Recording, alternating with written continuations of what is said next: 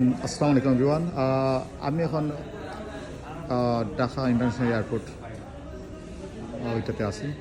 ওখানে এখন প্রবাসী ডেস্ক, কল্যাণ ডেস্ক, প্রবাসী লাউঞ্জ আমাদের প্রবাসীদের জন্য সার্ভিস দেওয়া হইতেছে। তো খুবই সুন্দর। ওখানে সিটিংয়ে ভালো এরিয়া আছে,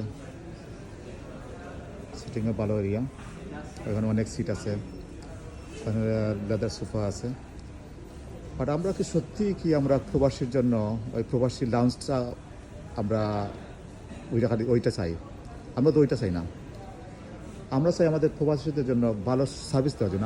আমরা এইটা চাই না যে ঢাকাতে আইসা ওখানে ওই সিটের মধ্যে বসে থাকবো 1 ঘন্টা 2 ঘন্টা। ওই ঘন্টা 2 ঘন্টা বসে থাকতে কি আমাদের সকল কষ্ট দূর হয়ে যাবে? 1 ঘন্টা 2 ঘন্টা এখানে বসে থাকলে আমার সকল কষ্ট দূর হবে না। আমাদের দরকার আমাদের ভালো সার্ভিস। এয়ারপোর্টের মধ্যে ইমিগ্রেশনের মধ্যে ভালো সার্ভিস হওয়া আমাদের দরকার।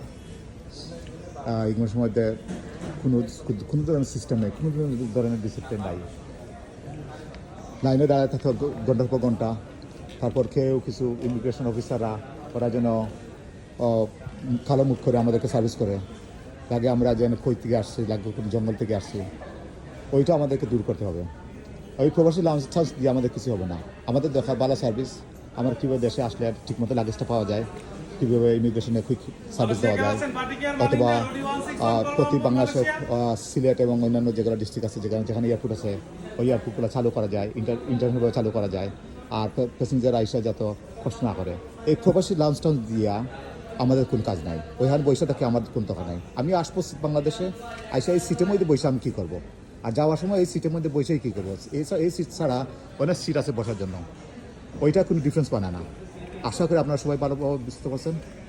আর এই প্রবাসী লাঞ্চ এইটা কিসের জন্য দিল এটাই আমি বুঝলাম না। আচ্ছা, ভালো থাকবেন। আসসালামু আলাইকুম।